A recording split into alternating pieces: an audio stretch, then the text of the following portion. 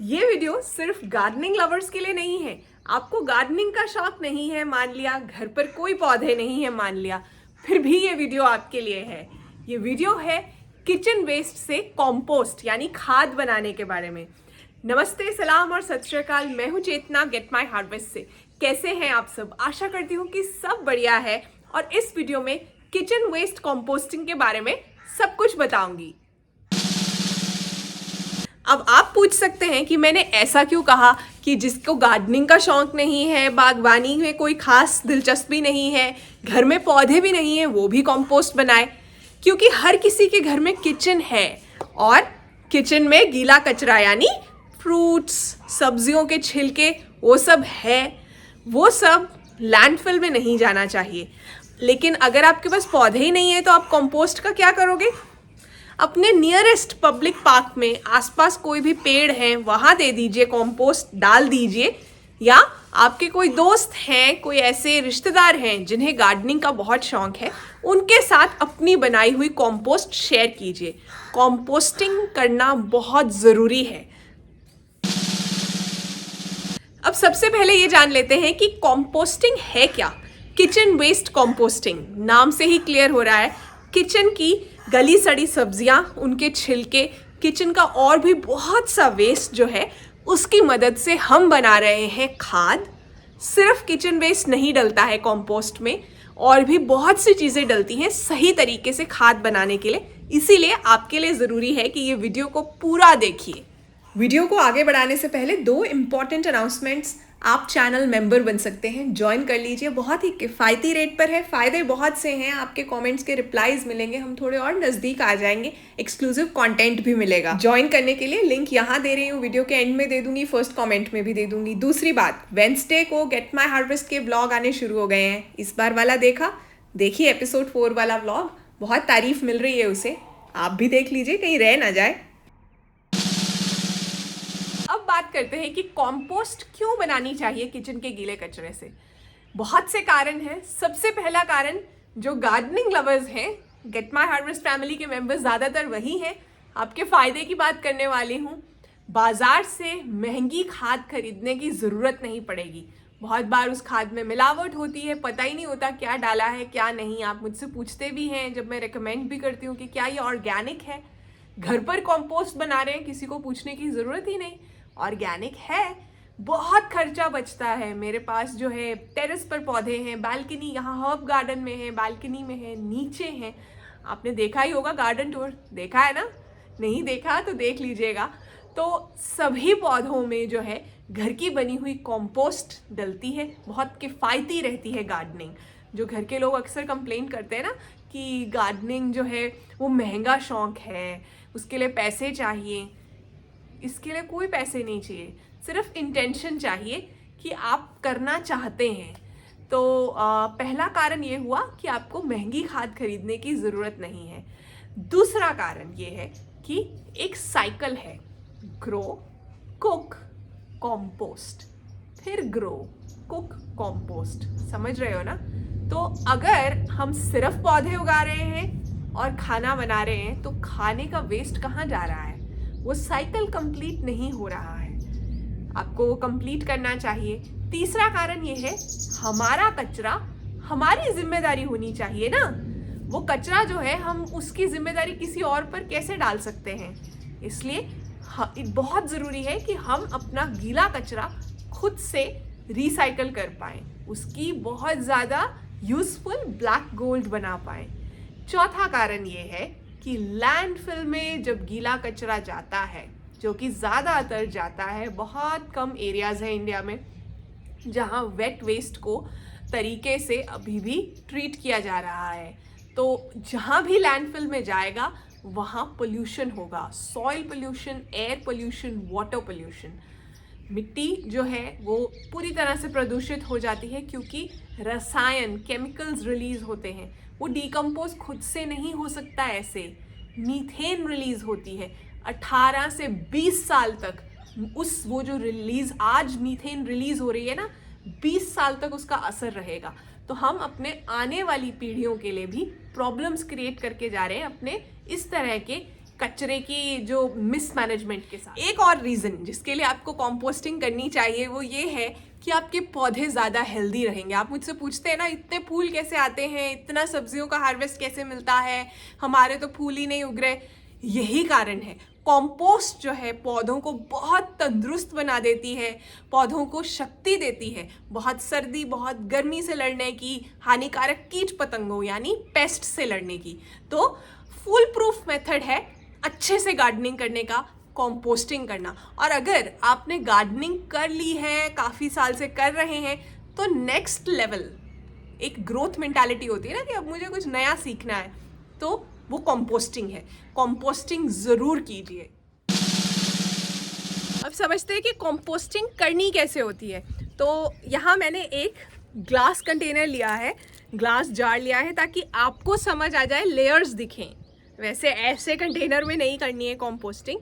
तो सबसे पहले बेस लेयर जो है ना, वो होनी चाहिए सूखे पत्तों की।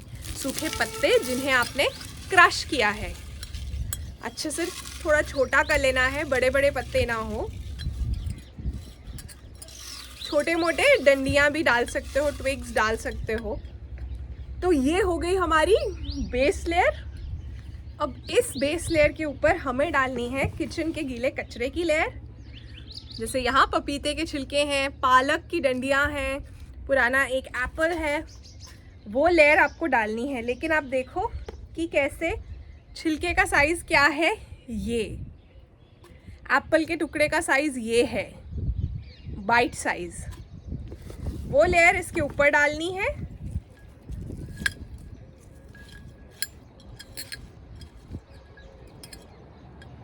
देखो नीचे ब्राउन्स है, ऊपर ग्रीन्स है।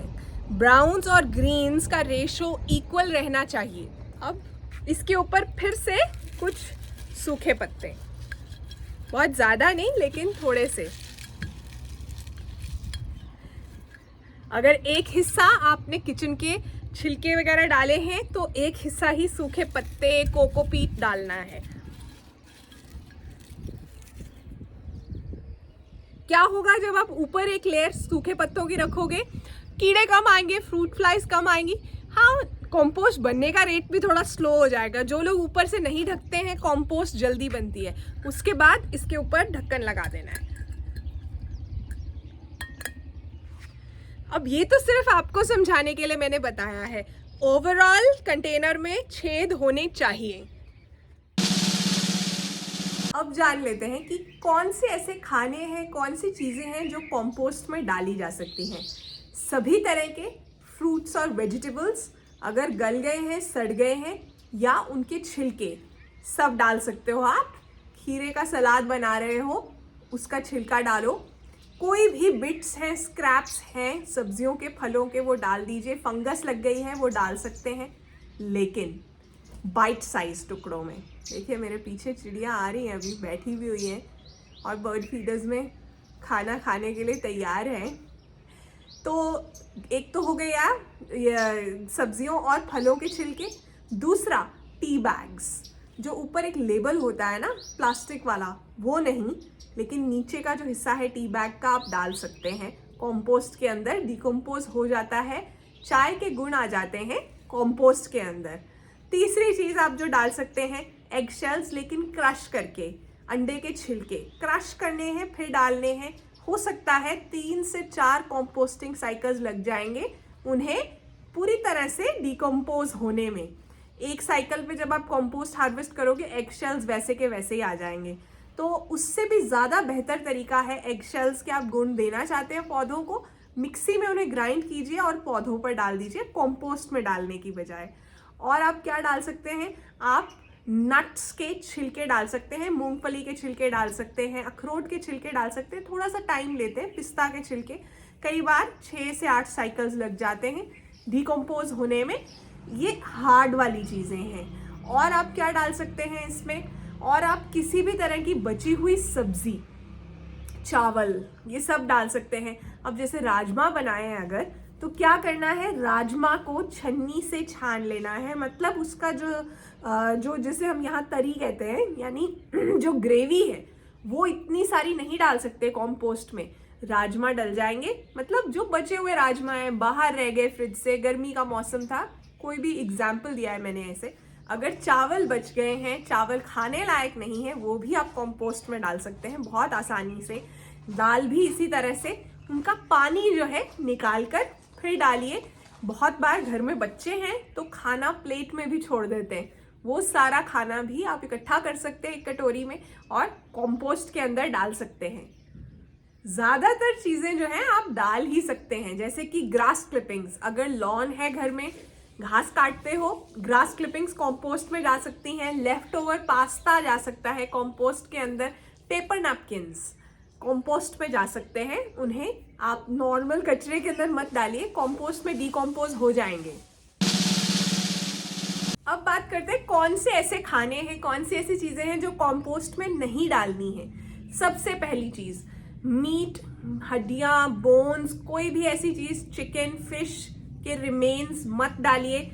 जो पेस्ट आएंगे ज्यादा, कंपोस्ट खराब हो जाएगी, स्मेल भी आ सकती है। स्पेशली अगर आप बिगिनर हैं तो फिर तो बिल्कुल कोशिश मत कीजिए, क्योंकि वो जो है उन्हें डिकम्पोज करने के लिए एक अलग तरह की कंपोस्टिंग है जिसे बोकाशी कंपोस्टिंग कहते हैं। एज अ बिगिनर आपको वो चीज के अंदर नहीं जाना चाहिए। दूसरी चीज जो आप नहीं डाल सकते, चीज। बहुत ज्यादा पनीर या किसी भी तरह का चीज जो है वो मत डालिए, ज्यादा बुरी स्मेल आएगी और पेस्ट आएंगे। जमीन पर कर रहे हैं तो चूहे भी आ सकते हैं कंपोस्ट के पास। तीसरी चीज जो आप नहीं डाल सकते हैं, ऑयल, बचा हुआ तेल कंपोस्ट में नहीं डाल सकते हैं। सारा कंपोस्ट का बैलेंस खराब हो जाता है। चौथी चीज, सिट्रस पील्स, यानी ऑरेंज के छिलके, नींबू वगैरह ये मत डालिए, कंपोस्टिंग की स्पीड स्लो हो जाती है। हरी मिर्ची, पांचवी चीज, वो भी ऐसे की ऐसे ही बाहर आ जाती है, पता नहीं डिकम्पोज नहीं होती है कंपोस्ट बिन के अंदर। हरी मिर्ची मत डालिए, नहीं तो रेडी रहिए कि जब आप कंपोस्ट हार्वेस्ट करेंगे हरी मिर्ची ऐसे की ऐसे ही आ जाएगी।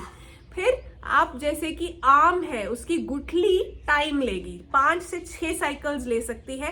पहले साइकिल में तो ऐसे के ऐसे ही उसकी गुठली जो है कंपोस्ट के अंदर, कंपोस्ट तैयार होती है लेकिन गुठली डिकम्पोज नहीं होती है।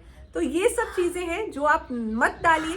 कोई भी वीड्स यानी खरपतवार है जिनके अंदर फ्लावरिंग हो गई है, मतलब मेच्योर वीड्स हैं, सीड गिरेंगे ना, तो वो वाले वीड्स मत डालिए। छोटे छोटे वीड्स हैं वो सब डाल सकते हैं। यहाँ पर जितनी प्रूनिंग होती है, गार्डनिंग का काम होता है, वो सब चीज़ों को श्रेड करके कंपोस्ट बिन में डाला जाता है। लेकिन मेच्योर वीड्स या कीड़ा लगे हुए जो पौधे हैं उन्हें अवॉइड कीजिए कंपोस्ट में डालने के लिए। दो बहुत इंटरेस्टिंग चीज़ें भी हैं जो आप कंपोस्ट में डाल सकते हैं। एक तो अगर आपके पास पेट है तो उनकी फर निकलती रहती है ना, वो भी डाल सकते हैं। ह्यूमन हेयर यानी हमारे बाल भी कंपोस्ट में जा सकते हैं, वो बहुत से पौष्टिक गुण भी देते हैं खाद को।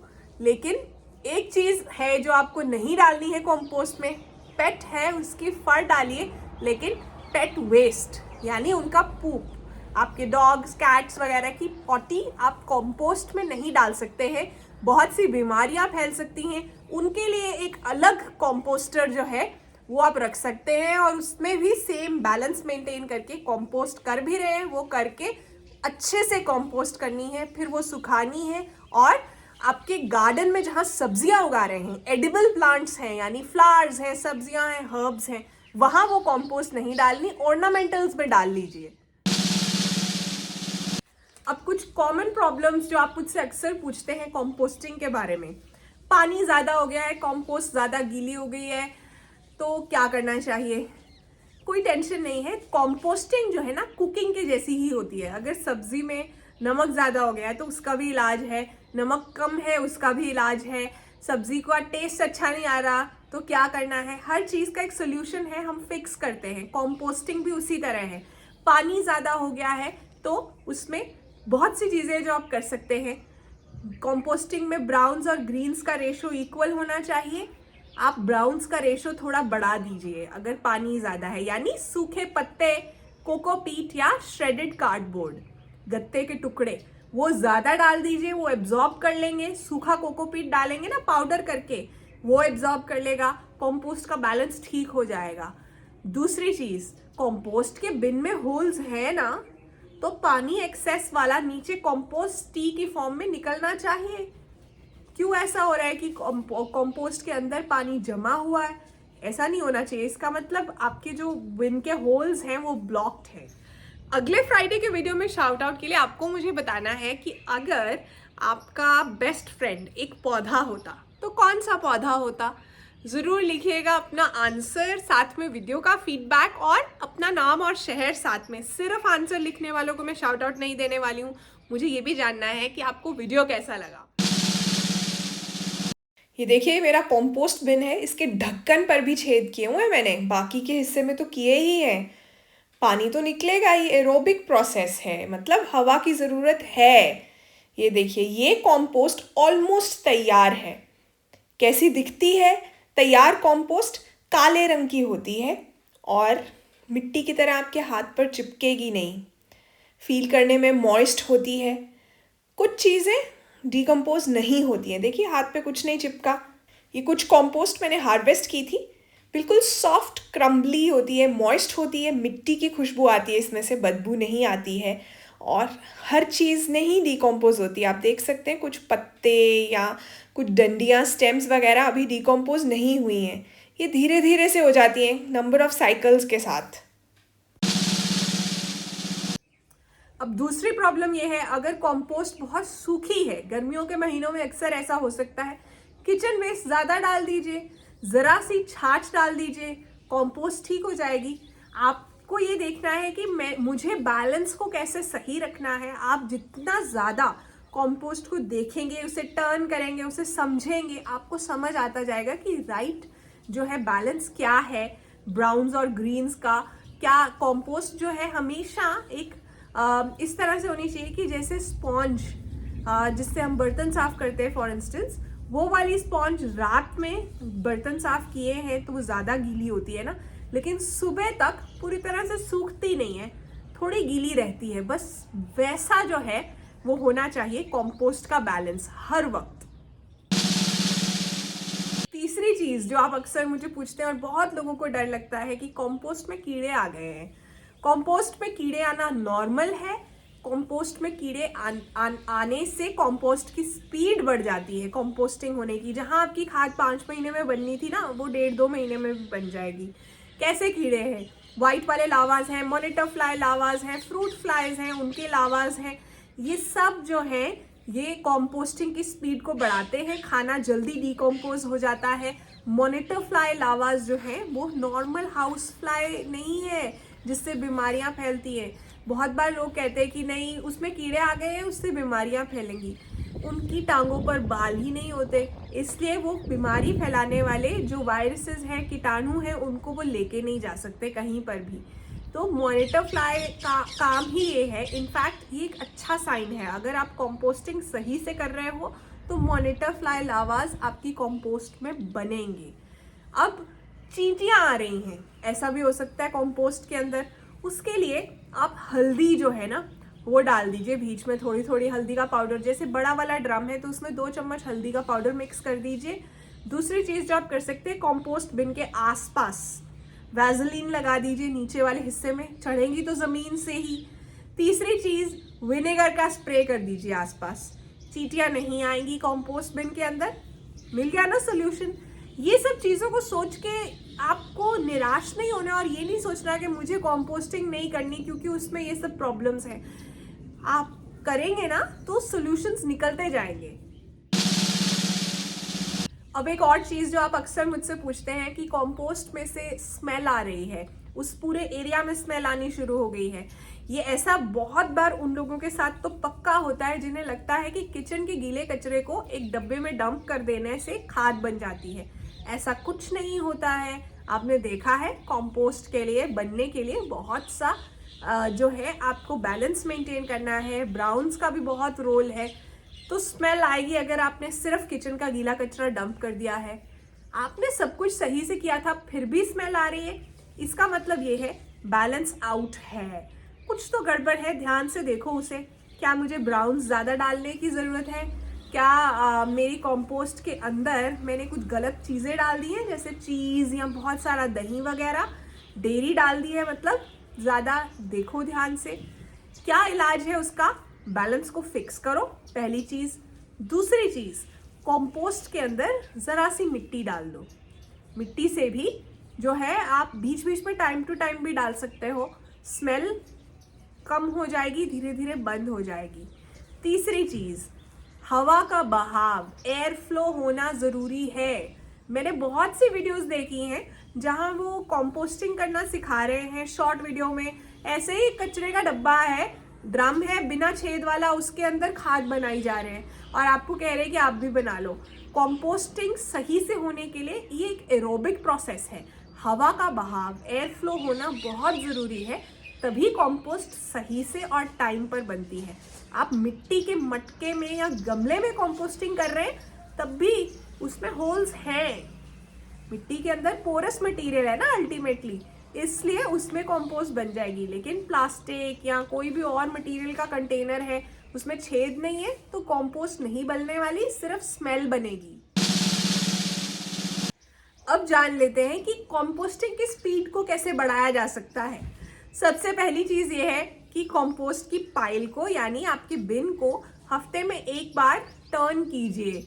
आपको ये याद रखना है कि अच्छी तरह से पाइल ऊपर नीचे होनी चाहिए, स्पीड बढ़ेगी। अगर लम्प्स बन जाएंगे, क्लम्प्स बन जाएंगे ना वेस्ट के, पत्तियों के, तो स्पीड कम हो जाएगी। हवा का बहाव ही है, एरिएशन ही कर रहे हैं हम।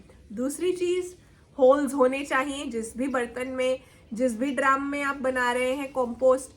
तीसरी चीज़, स्पीड और बढ़ानी है, काउ डंग स्लरी यानी गाय के गोबर को पानी में मिक्स कीजिए। गाय के गोबर की खाद को, थोड़ा सा खाद लीजिए, पानी में डालिए और उस पानी को जो है थोड़ा थोड़ा करके, बहुत ज़्यादा नहीं, जैसे कि 4-5 चम्मच बड़े ड्रम में आप डाल सकते हैं, वो डालिए। कंपोस्ट की स्पीड बढ़ जाएगी क्योंकि कुछ माइक्रोब्स इंट्रोड्यूस होंगे जो कि डिकम्पोजिशन में हेल्प करेंगे। चौथी चीज़ आप कर सकते हैं, छाछ। बहुत ज़्यादा डाइल्यूट की हुई छाछ जो है आप वो डाल सकते हैं, वो भी इसी तरह से जितनी काउ डंग स्लरी डालनी है, 3-4-5 चम्मच, बस इससे ज़्यादा नहीं। उसके अंदर डालिए, मिक्स कर दीजिए अच्छी तरह से पाइल को। कंपोस्टिंग की स्पीड बढ़ जाएगी। ये कंपोस्ट एक्सेलरेटर्स हैं। इन सारे तरीकों के अलावा कंपोस्ट एक्सेलरेटर्स भी आते हैं, जैसे ये कंपोस्ट एक्सेलरेटर है, इस पे लिखा है नो एडेड केमिकल्स। मैं अक्सर यूज़ करती हूँ ये, स्पेशली सर्दियों में तो ये डालना ही पड़ता है, नहीं तो स्पीड बहुत कम हो जाती है। इससे ना स्मेल भी कम हो जाती है। अगर स्मेल का इशू आता है ना आपके वहाँ जब भी कंपोस्ट बनाते हैं आप, तो ये इसका लिंक मैं ऑनलाइन ख़रीदने का लिंक जो है इस वीडियो के नीचे डिस्क्रिप्शन में दे दूँगी, फर्स्ट कमेंट में भी पिन कर दूँगी। इस वीडियो से रिलेटेड जो इम्पोर्टेंट लिंक्स है ना वो तो आप देख लेना। आपको लगता है शुरू में स्पेशली कोकोपीट और इस तरह का एक्सेलरेटर जो है ना आपको कॉन्फिडेंस देगा, फिर धीरे धीरे से आप पत्तियों के साथ भी मैनेज कर लोगे, आपको करना आ जाएगा। जैसे होता है ना, जब कुकिंग भी शुरू में सीखते हैं तो कुछ स्टेप्स जो है हमारी मम्मा या पापा हमें करके देते थे, जिससे कि आसानी हो जाती है, तो धीरे धीरे से हमें वो स्टेप्स भी करने आ जाते हैं। कंपोस्टिंग में भी ऐसे ही है, एकदम से ये मत सोचिए कि आपको सब कुछ सीख लेना है, कुछ भी सीख नहीं पाएंगे। अब एक सवाल जो अक्सर मुझसे पूछा जाता है कि हमारे पास कंपोस्ट बिन रखने की जगह नहीं, उसे कहाँ रखें। बालकनी में एक कॉर्नर में कंपोस्ट बिन रखा जा सकता है। बहुत से ऐसे लोग भी मुझे पता है जिनके पास बालकनी भी नहीं है, छोटा सा अपार्टमेंट है, किचन में एक साइड पर कंपोस्ट बिन रख रहे हैं। तो अगर आपके पास चाह है तो राह निकल आएगी। ज़रूरी नहीं है कि आपको कंपोस्ट बिन्स रखने के लिए बहुत सी जगह चाहिए, तरीके हैं। स्टैक्ड कंपोस्टिंग भी है, एक के ऊपर एक बिन्स आते हैं, 3-4 एक ही जगह पर, थोड़े से एक टाइल के एरिया के अंदर ही वो बिन्स पूरे आ जाते हैं। धूप में रखनी है, छाया में रखनी है, बहुत तेज़ धूप में नहीं रखनी, बिल्कुल छाया में भी ऐसा कुछ ज़रूरी नहीं है। बस कंफर्टेबल सी जगह हो जहाँ हो सकता है सुबह शाम की धूप भी आती हो तो चलेगा। क्या कंपोस्ट को छानना ज़रूरी है? नहीं, मैं बहुत बार बिना छाने डालती हूँ, बहुत सा टाइम बच जाता है। आपको कुछ बड़े बड़े बिट्स दिख रहे हैं, जैसे कि आम की गुठली बड़ी सी दिख ही रही है, पता ही है, उसको तो वापस साइकिल में डालना है ना, मतलब दोबारा से कंपोस्टिंग में डालना है। तो आप बाकी की चीज़ें जो हैं ऐसे कि ऐसे ही डाल सकते हैं, ब्रेक डाउन हो जाती है। गमले में डालिए, क्यारियों में डालिए। छानना चाहते हैं तो छान भी सकते हैं, लेकिन ऐसा कुछ ज़रूरी नहीं है कि उसे छानना ही छानना है। अब ये क्वेश्चन भी मुझसे बहुत पूछा जाता है कि कंपोस्ट कितने दिन में तैयार हो जाती है। अगर आपका ड्रम छोटा है या आप किसी गमले में ही कर रहे हो तो 1 महीने में भी हो जाएगी, ज़्यादा क्वांटिटी नहीं है। अगर आप टुकड़े जो हैं वेस्ट के बिट्स हैं वो छोटे छोटे डाल रहे हो काट कर, तब भी जल्दी बन जाएगी। बड़े बड़े पीसेस होंगे तो टाइम लगेगा। मौसम पर भी डिपेंड करता है।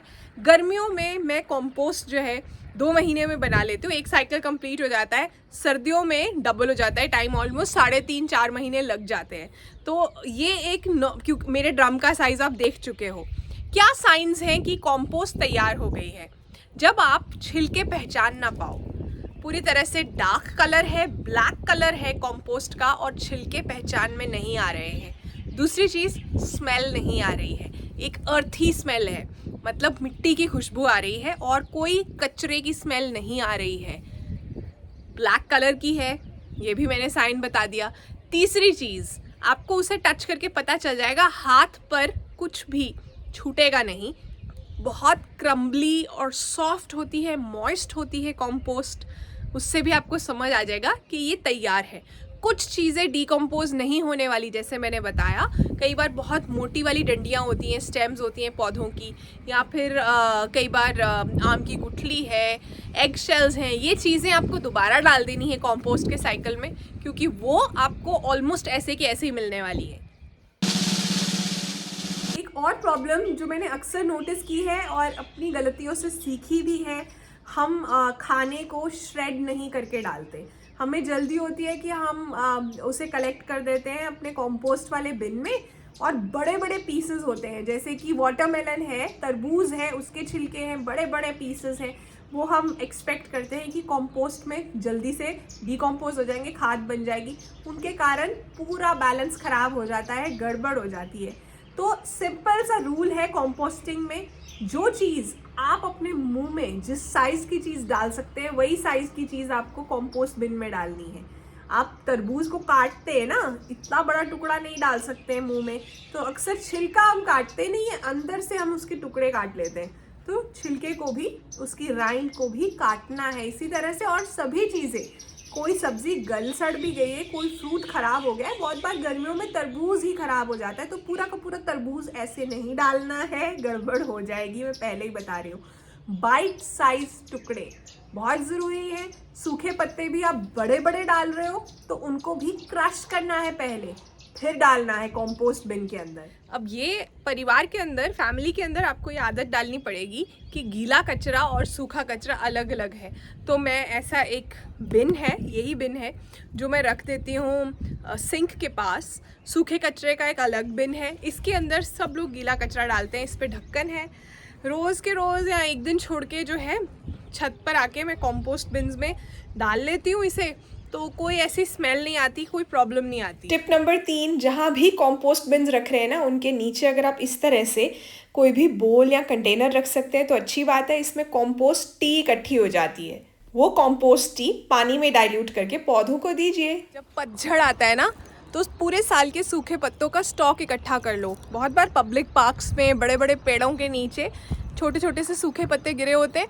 कंपोस्ट बनाने के लिए आपको उन्हें इकट्ठा कर लेना है, किसी भी बकेट में, ड्रम में, ढक्कन वाले ड्रम में उसे स्टोर कर लेना है। ये वीडियो काम का लगा तो शेयर ज़रूर कीजिए। और जाते जाते कहना चाहती हूँ कि अगर आपके बुरे दिन चल रहे हैं, कुछ गड़बड़ चल रही है लाइफ में, तो ये याद रखिए that every storm runs out of rain, यानी हर तूफान जो है कभी ना कभी तो थमता ही है ना। कभी तो तूफान की जो अंदर पानी है वो ख़त्म होता ही है, कभी तो हवा थमती ही है, इतनी तेज़ तूफान और हवा चल रही होती, लेकिन वो हमेशा नहीं रहते ना।